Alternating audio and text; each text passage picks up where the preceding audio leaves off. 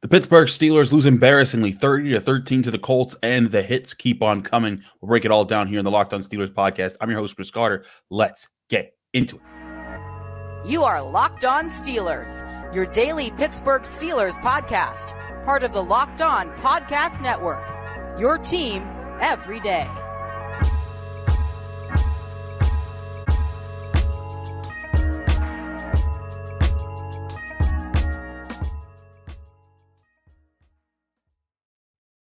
Hello, welcome to the Locked On Steelers podcast. I'm your host, Chris Carter, bringing you your daily dose of all things in the Pittsburgh Steelers. As always, you can find this show on your favorite podcasting apps and on YouTube. Like this video if you enjoy it. Subscribe to this YouTube channel to get all of your daily Monday through Friday episodes, as well as our bonus content. We thank you for making us your first listen every day because we're your team every day. And today's episode is brought to you by LinkedIn. LinkedIn Jobs helps you find the qualified candidates you want to talk to faster. Post your job for free at linkedin.com/LockedOnNFL. That's linkedin.com/LockedOnNFL to post your job free. Terms and conditions apply.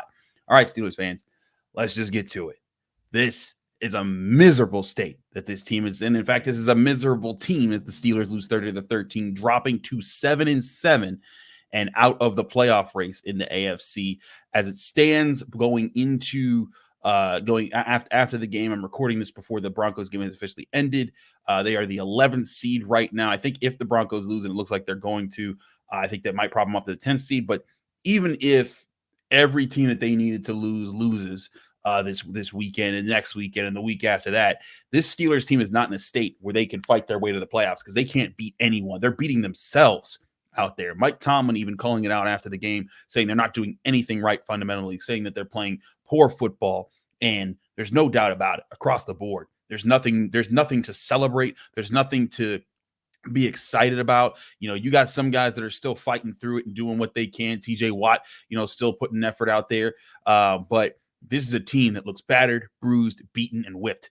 And we'll get into a lot of different stages of that and what it means for where this team is as it stands right now. But focusing on this game, I think it's obvious they had a plan coming in and that there was a plan to attack, and they had some ideas of how this team wanted to beat the Colts, to attack certain parts of their defense and to play a certain way on your own defensive side of the ball. But it's clear all of that became unraveled in this game as time wore on. The Steelers come out in this in their game, and they get a 13-0 lead. The offense gets a touchdown drive on a short field. A blocked punt gives the Steelers a 1 yard field. They get a touchdown off of that, and they get a missed extra point, but they get a lead there. And then the defense gives up a bad touchdown drive. They give up some big plays. 7-play 80-yard drive for a touchdown. They get a stop and a turnover on downs. The following drive after Mitch Trubisky threw an interception, but then after another drive that ended poorly for the Steelers at the end of the first half, the Colts get 3 plays, 48 yards total, 48 yards getting on their own, but 74 yards, and they get a touchdown to go up what was 14-13 at the half. And then in the second half, it just got worse. First play of the second half, Najee Harris with an inexcusable fumble to start the half on the first time that they get the ball after the Steelers got a 3-and-out to start things. And then it just completely unraveled from there. The Steelers gave up 4 scoring possessions out of 6 drives in the second half. You can see the defense was spent. Now, we could break into a lot of different things. We'll get to the Damontae Kazee and Minkah Fitzpatrick part of this, but it's just clear this offense has no sense of where it can go. Even the run game that was so strong a month ago when they were plowing over even good defenses, they're not even getting it together right now. And it's gotten worse. When they had Matt Canad head coach, they were averaging 16.6 points per game. With Mike Sullivan, they're averaging 14.25. It is not looking good for the Steelers at any point. Mitch Trubisky in this game, he had some moments early on where I thought he looked pointed. He looked like he understood where he was supposed to go. But as the game wore on, there were too many times he looked lost. And then even when times that he knew where he was supposed to go and saw where he was supposed to go and threw it at the right times, he would miss badly on receivers and just kill the offense and kill the team with 2 interceptions. Though I will say one interception was also on George Pickens. He should have fought harder for the football there. And I also think that George Pickens' performance, when you see his effort on the field, there's been times before where people have said he wasn't blocking in certain situations, and they were like, halfback dives on 3rd and 4th and 1s or up the middle, and he was lined up out wide.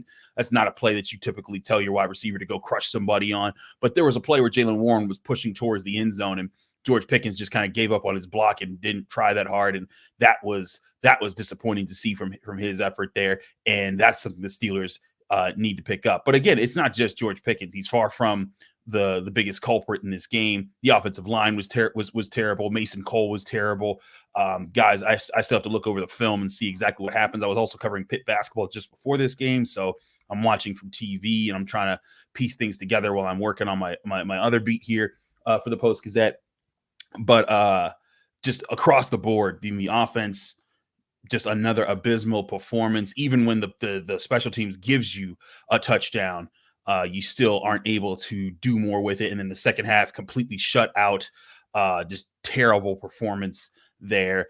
And again, Najee Harris fumbling in a terrible spot. And in this game, I also thought his vision was worse than it had been than we'd seen this season. There's been times this season where I think that he was running into hopeless situations. But in this game, you had that fumble, you had just opportunities that were there and he wasn't taking them. And he just didn't look like he had it at all today. And granted, there were a lot of plays where he didn't have much of a chance. There was about 1 or 2 where I think he could have cut better, but still, even when things have all been going bad for the Steelers, Najee Harris has typically protected the football, and he didn't in this game. And I do think that fumble was what basically sunk them from any chance of a comeback in that situation.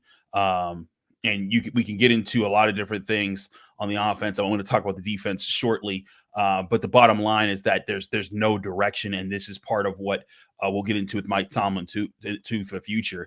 Is what the heck do you do with this offense moving forward? Mike Tomlin after the game talking about their fundamentals, talking about their penalties, and listen, the penalties were also certainly a problem in this game. I'm looking for the penalties right here. 8 penalties for 101 yards. The Steelers at one point earlier this season, I want to say back in like mid to early November, they were one of the least penalized teams in football. That is no longer the case over the past four games or so, where they've certainly changed that pace with the way they've played. Mike Tomlin saying, they have to do things differently. Not that they have to turn things around, but they have to do things differently. And I think that that's where they're at on offense. They have to find some different path there. They tried to put Mason Rudolph in the final drive that they had the ball. Didn't go well. Granted, it was also just too late in the game to see something there. They got to try something else. They got to try other things. And Mike Tomlin admitting this is a poor football team and it's on him. The way that they're playing right now is completely unacceptable. The offense terrible, and the defense. You can at least look at the defense and say, hey, you know what? They're banged up. They're asking a lot of them. That's a tough situation to be in. But ultimately, this is a team that had a chance 3 weeks ago to put themselves in position for this loss not mattering. If they handle their business against the Cardinals and the Patriots, they'd be 9-4 going into this game. And this would just be a disappointing loss that you could kind of wipe off and say, okay, well, they probably won the division, but they're at least still in the playoff race and they have a chance to bounce back. But now you're in a point where not only is your record now dropped to 7-7 and you're out of the playoff picture, but your team doesn't know what it can do to get things back into a winning state. And you see a dejected locker room, a dejected team right now. That is not a state we have seen the Steelers for a very long time, in my opinion, without hope of anything turning around, obviously around the corner there. So we got a lot to talk about. I want to get to the defense because they are not completely absolved of blame just because of injuries. They'd have a lot of things to answer for. And of course, we're going to get to Mike Tomlin because things that we were talking about before continue to loom larger and larger and are going to force the Roonies to ask more difficult questions with the way this season has gone. We'll get to all that in a minute here on the Locked On Steelers podcast. I'm your host, Chris Carter. Stick with us. We got a lot to discuss.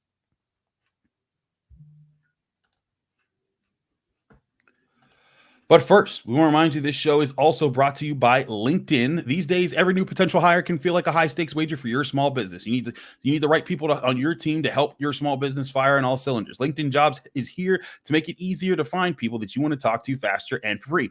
Create a free job post in minutes on LinkedIn Jobs to reach your network and beyond to the world's largest professional network of over 810 million people. Then add your job in the purple hashtag hiring frame to your LinkedIn profile to spread the word that you're hiring for, so your network can help you find the right people to hire. Simple tools like screening questions make it easy to focus on candidates with just the right skills and experience so you can quickly prioritize who you'd like to interview and hire. Small businesses rate LinkedIn Jobs #1 in delivering quality hires versus leading competitors.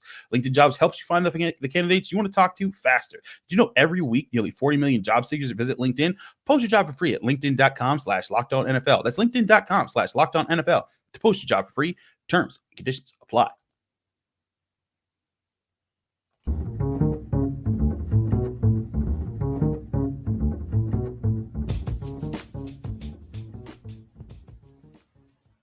We're back here in the Locked On Steelers podcast. I'm your host, Chris Carter. We continue our discussion about this terrible loss here.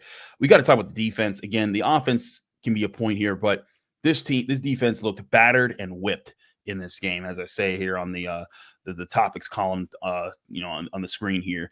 But we have to talk about the battered part first. I mean, I think there's some people out there that are saying, well, they're paid for backups to be they're paid to be in the NFL for a reason, but legitimately, these are the backups of the backups at this point. You can see, Elandon Roberts is playing amazingly well for a guy who was the third option for this linebacker group when Quan Alexander was signed. What him and Cole Holcomb were doing, we were talking about, was really important for what the Steelers were putting together. And even in their stead, I think Elandon Roberts has done a remarkable job holding things together as best as he can. But there are just too many obvious weaknesses with where things fell once those two guys were out. Mykal Walker, and we talked about, he had moments where I think he had really stepped up for the Steelers and given you good moments, but eventually, the Steelers were going to be working to try to mask him as much as possible. They're doing that in this situation.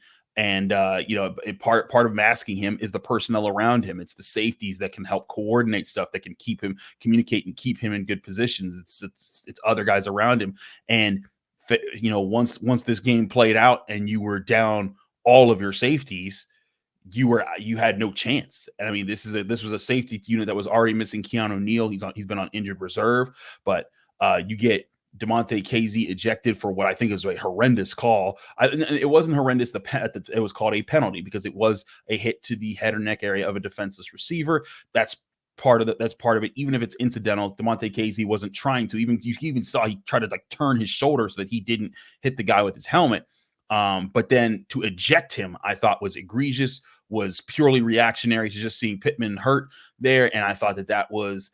If you call that an ejection, there's going to be a lot of players that get ejected every single week, and we're going to be missing a lot of defenders every single week in the NFL because Michael Pittman dove for the catch on that play, and Damontae Kazee was just trying to make a play, and he was in a tough position. He just turned his shoulder so it didn't hit with his head, and got ejected for that. I think that was an atrocious call on the part of the officials, and then. To make things worse, the Steelers on the very next play see Minkah Fitzpatrick make a tackle, go down, grab his knee, and writhe in pain. He goes off. He tries to work it off, and then he's out for the game. And then after that, Trenton Thompson goes down with the injury. So now even the practice squad guy who you had brought in and had been a reliable chess piece to help along with your other two starting safeties, even he was out. So the Steelers were down to Mykal Walker and Patrick Peterson as their starting safeties for the rest of the game. There's nothing, not Mykal Walker, excuse me, Miles Killebrew. Mykal Walker's the linebacker. I apologize. Miles Killebrew and Patrick Peterson. If you had told me that was ever the case for the Steelers, I'd say, yeah, things were looking bleak, and they did. And I noted before this game, Mike Tomlin made a point. They have to defend tight ends better. And I think in the early part of the game when they had their safeties in, they were defending it better. They only allowed 2 catches to tight ends, I believe, in this game. The problem was one of those became a touchdown, and now they've allowed 5 touchdowns in the last 4 games to tight ends. And in the 11 games before those games, doing my math right, I think that's correct. In the 11 games before those games, they allowed just one touchdown during that stretch.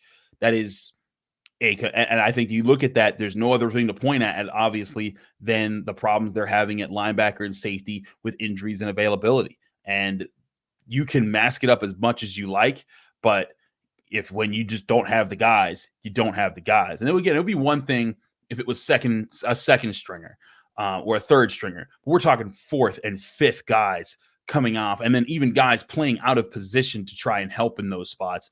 I think that there's just a rough spot that the Steelers are in there with that situation. But even still, late in the game, when the Colts were able to just run the ball, I think it was a 13-play drive or a 15-play drive where they ran the ball for 70 yards and they got a field goal out of that drive.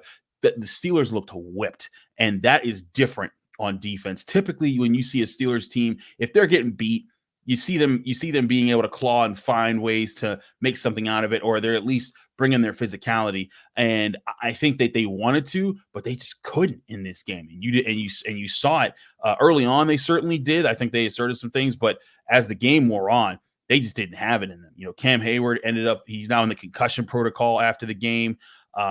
Seeing what happened there, but his defensive front just kept getting beat to the punch. I think that as time wore on, you saw guys like Mark Robinson looking the wrong way, going the wrong way against the run, opening up easy holes for the run game for the Colts.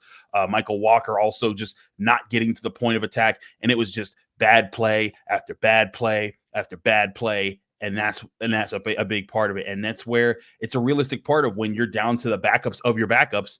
You're gonna get subpar performances some days, and you need some way to balance it. But I think that's where the offense needed to see someone step up and lead in this game. And lead doesn't just mean like say the cool speech before the game. Lead means in the game, step up and make the big play, put the team on your back, rise up and make the difference in the moment to show that, hey, we're not out of this.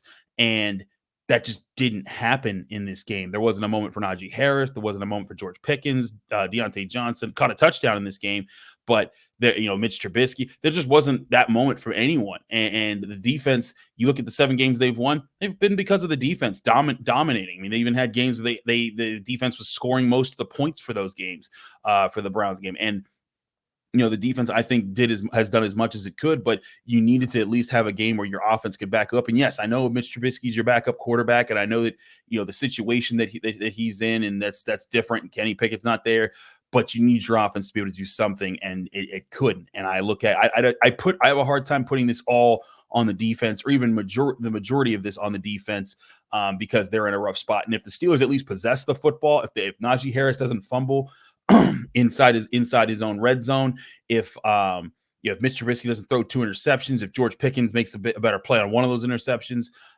if the Steelers, as a team do better than 4 of 12 on third downs, maybe the defense doesn't get as tired. Maybe the defense doesn't wear down as much. Maybe Minkah Fitzpatrick doesn't get hurt in this game because maybe they wouldn't have been out there as much. But it's a sad state for where the Steelers are right now. And it's just a reality that they are struggling to find any sign of consistency on any point. And as Mike Tomlin put it after the game, it's the fundamentals that they're not doing. There's not some magic pill the Steelers need to take that just would be, we see. It's just getting beat across the board, beating themselves across the board. And they're not a good football team, and it's killing them right now. The mistakes that they're making, the holding penalties, just getting beat off the line of scrimmage. If you're even at the, if you're at the 1 yard line, and you even saw the one touchdown they got with Mitch Trubisky getting a sneak, Mason Cole's getting stood up at the line of scrimmage. You need to at least get a push there in the goal line to give your quarterback some space. Fortunately for the Steelers, in that moment, Mitch Trubisky got over the line, but it just wasn't. That was a problem all game long. And it seems like if I'm a team right now, I'm putting a big nose tackle right in front of Mason Cole every single snap and telling him, hey, your job is to push him back. I don't care if it's pass or run, push him backwards. And that's gonna lead to problems because he's not gonna be able to stop it. And I think that you could point to the defense. I think that, guys like TJ Watt and Alex Highsmith, they did what they could. You look at the way the Steelers played. TJ Watt got 2 more sacks on his ledger. Even Larry Ogunjobi got a sack in this game, and he was a guy who I had felt wasn't performing nearly high enough for the Steelers in recent months, not even weeks, but recent months. Joey Porter Jr. had a pass breakup in the end zone. They were guys that, were clearly showing effort, but as a collective unit, it was just too poor of an effort across the board. And it leaves a lot of things to be desired if you're the Steelers franchise and you point to Mike Tomlin and say, hey, what do you do to fix this? What do you do to get these guys their heads up off the mat? Because whereas not everything's on Mike Tomlin all the time, when Mitch Trubisky misses a wide open George Pickens and there's just obvious plays that should be made and execution isn't there. It isn't always just simply like, oh, well, Mike Tomlin should have told him to do the obvious thing, but it is on Mike Tomlin to make sure that they're organized, motivated, and prepared. Maybe not motivated, but at least prepared to be able to win this point. And I'll get to my point about that motivation part in just a bit here, but I'm going to there's a lot of points about Tomlin and, again, legitimate questions that Art Rooney has to answer for himself and this franchise in this offseason about the future of this franchise with or without Mike Tomlin. We'll get to all that here in a moment on the Locked On Steelers podcast.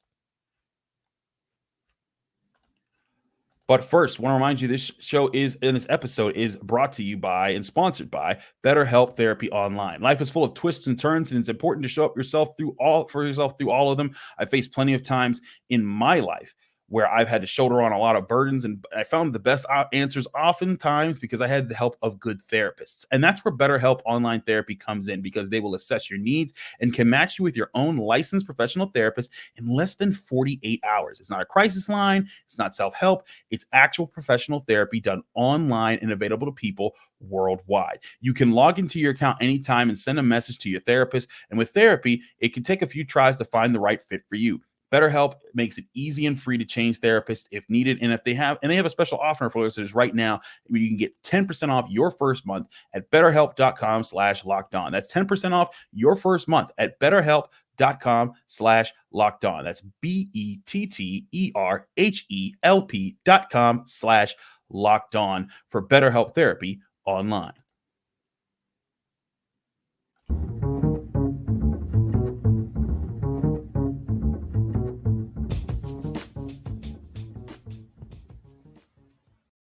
Back here on the Locked On Steelers podcast, I'm your host, Chris Carter. We continue our discussion about the Steelers. We turn from this game and look at the obvious question as far as what do you do with Mike Tomlin? Now, Mike Tomlin not making excuses for the Steelers after this game, saying it's on him, it's on the Steelers, it's on them as a team to be better, and they have to be better, and they're going to do things differently moving forward because they can't do things the same way they've been doing. And that's all well and good. I always urge people to remind people that what Mike Tomlin says to us in the media when we ask him questions isn't necessarily what he's saying to his team. His number one job when he's at the podium is to protect his team from us kind of breaking things up and trying to make things, appear in a bad way. But right now, there's nothing to make appear in a bad way. The Steelers just are in a bad way. And that's where I'm at right now with this Steelers team. And it's honestly with Mike Tomlin as well, where again, I get that the Steelers have been going through a lot of adversity. They've had backup quarterbacks. They've had